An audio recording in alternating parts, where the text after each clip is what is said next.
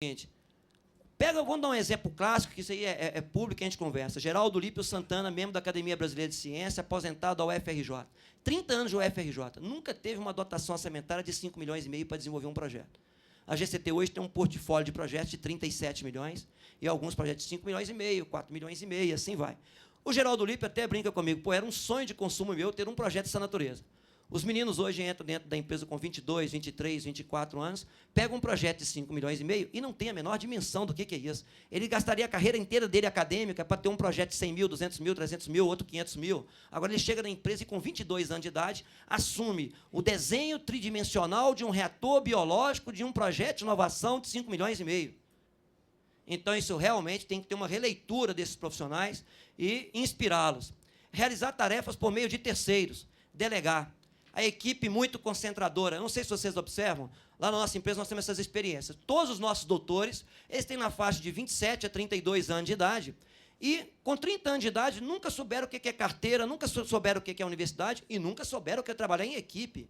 Porque na universidade é eu mestrado, eu doutorado. A tese é dele, o trabalho é dele.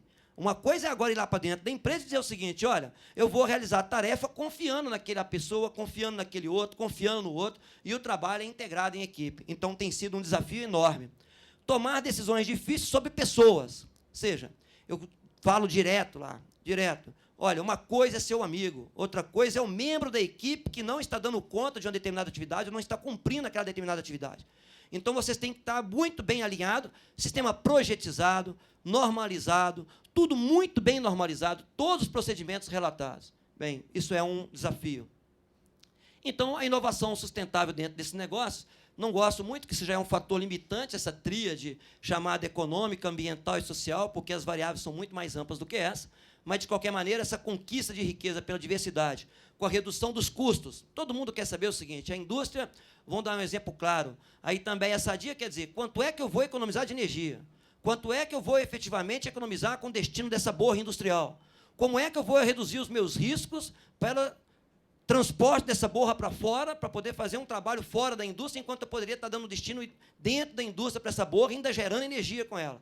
Então, essa questão de redução dos custos, redução dos riscos, receitas adicionais, porque a maioria dos projetos geram receitas adicionais, a redução das emissões de gás de efeito estufa, muitas empresas já fazendo alinhamento de todo o seu desenvolvimento tecnológico com emissões de gás de efeito estufa, isso é muito interessante, ok? Emissões de água na água e na atmosfera, criação de novos empregos inovadores e com maior valor agregado. Isso é o que toda empresa hoje busca se diferenciar. Bem, e aqui a gente tem uma combinação que a gente faz, não sei se vocês conhecem um estudo, está na internet aí há muito tempo, é do NIREL, que é um dos maiores centros do mundo de estudos energéticos e biotecnológicos, onde eles fizeram um alinhamento muito interessante. Desse lado, eles colocaram aqui as matérias-primas petroquímicas e, do outro lado, a matéria-prima de biomassa.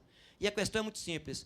Quais moléculas a gente poderia chegar dentro para substituição da cadeia petroquímica ou, então, complementação, reduzir o consumo dos petroquímicos. E tem cerca de umas 300 moléculas bastante interessantes. Dessas 300, tem as top 10. São as 10 moléculas mais competitivas no mundo hoje, que, a partir delas, que são moléculas de carbono 5 e 6, que você faz N outros compostos aplicados em todos os setores industriais. Então, por que nós fizemos essa transparência aqui também? Para mostrar como é amplo, a aplicação é muito ampla nos setores industriais para a biotecnologia. Muito ampla. Então, esse é um desafio que a gente tem feito. E aí tem um diferencial, que a gente também fez questão de demonstrar aqui, a evolução que vocês estão vendo aí, de como uma empresa atuava na área de biotecnologia, e aqui o modelo de referência de várias empresas que estão dentro desse sistema. Hoje, o parceiro é dedicado à indústria e fornece sistemas biológicos proprietários para aplicações de alto valor. É exatamente o que nós estamos fazendo. Só para vocês terem uma ideia, no contrato com algumas empresas industriais que a gente trabalha, elas são coproprietárias das patentes. Aí você vai dizer assim, mas não estou entendendo, elas fazem parte da equipe? Fazem. Se os engenheiros dessa empresa, que estão no setor industrial, compartilharem o desenvolvimento, compartilharem nas ideias, e estiver devidamente documentado que aquela ideia surgiu da mesclagem dos conhecimentos, a patente é 50% para cada uma das partes. Tá certo? Isso é muito claro e objetivo. Então, você chama o teu parceiro, não só mais para produzir queijo e outros produtos, mas também para ser dono de propriedade intelectual de alto valor agregado. Ou seja, você leva um novo negócio para esse parceiro. Ok? Aqui, então, nós estamos falando de um setor que A projeção da própria Bio também, que projeta esses crescimentos, é de para 2015, nós estamos falando de 305 bilhões para a biotech. Então, hoje, nós já estamos falando em 100, 105 bilhões, 120 bilhões. Isso estou falando no mundo biotech branca, hein? Não estou falando da biotech vermelha, que é outra história. Estou falando da biotech branca, né? E da biotech verde, que é a biotecnologia industrial, efetivamente, para soluções industriais. Então, nós temos um potencial enorme. Se a gente perguntar qual que é o potencial no Brasil, eu acho que no dia que a gente tiver uma metodologia igual a Bio, internacional, fazendo uma coisa séria, independente, uma metodologia que seja feita por um grupo completamente independente de interesses pessoais ou corporativos, mas completamente. Alguém que não tenha nenhum interesse e que venha fazer estatística, tá certo? Aí nós vamos poder falar realmente em estatística séria, em estatística que a gente confia, estatística não personalizada. Então, nós estamos falando aqui da evolução. Vocês verificam que sempre a biotecnologia vermelha está com um patamar muito diferenciado industrial. O grande negócio é que toda essa base tecnológica da biotecnologia vermelha, da farmacêutica, pode ser aplicada na industrial. Melhoramento genético muito mais rápido, né, uns processos de seleção muito mais rápidos. Tem muita base tecnológica, que a gente chama de tecnologia de plataforma, que pode ser utilizada. Aqui é só para dar um destaque para os senhores. Olha que interessante essa tabela. Aqui vocês verificam as empresas da área de biofármacos. E, embaixo, Pfizer, Johnson & Johnson. E o que aconteceu com a capitalização delas no mercado? E lá em cima você vê a capitalização da biotecnologia branca e vermelha. Então, você vê uma inversão do capital, indo muito para a tecnologia branca e a tecnologia verde, tecnologia industrial e a tecnologia ambiental. E a tecnologia de biofármacos, ela teve um impulso muito grande, agora ela volta novamente com toda a parte gênica, que é a terapia gênica, vai dar um novo avanço nos negócios. Mas há uma vantagem muito grande nesse momento para quem está na biotecnologia industrial.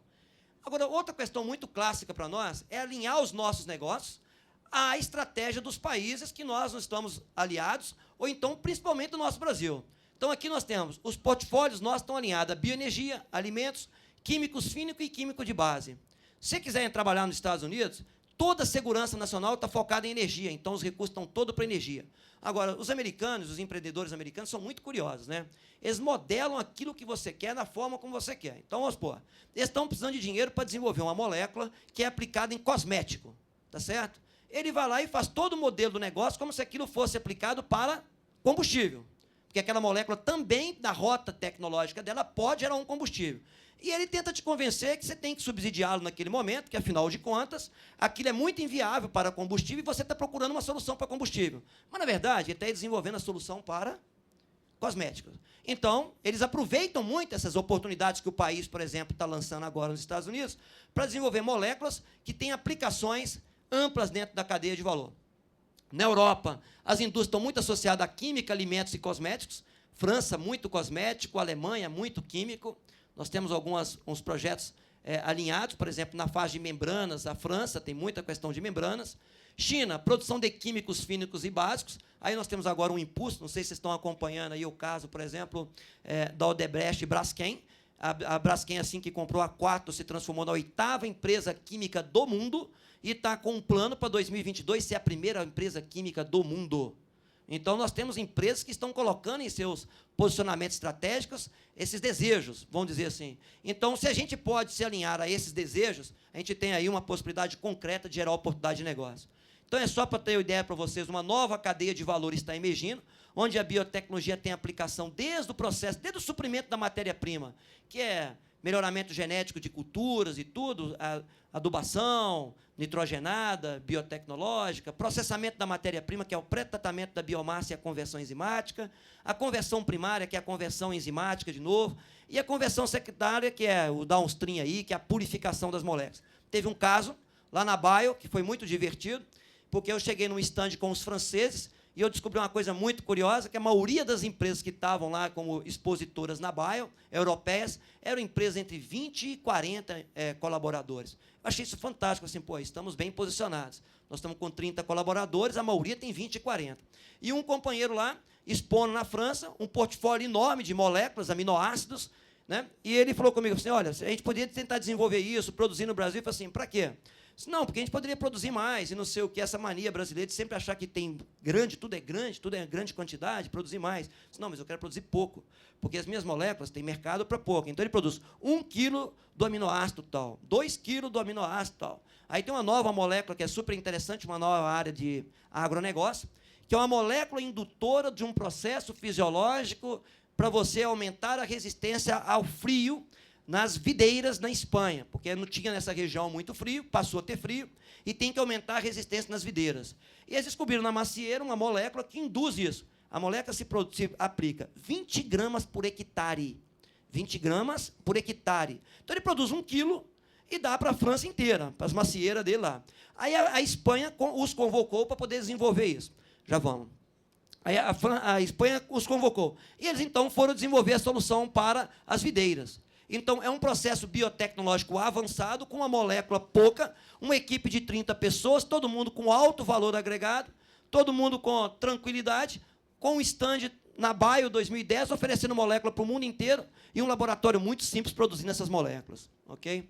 Bem, aqui tem alguns exemplos, então, de rede de negócio em biotecnologia, que eu estou citando para vocês aqui. É muito interessante como estão sendo formadas essas redes, ou seja, as empresas grandes não conseguem verticalizar esse processo completamente, precisam das empresas de base tecnológica, micro e pequenas empresas. A maioria das tecnologias de ruptura estão surgindo no mundo, nas empresas de 20 a 40 pessoas. Nós temos recebido pessoal de Novo Zyme, da Veolia, e, olha, as empresas estão batendo na porta e vindo para o Brasil e perguntando assim, mas quem é que pode fazer algo com a gente?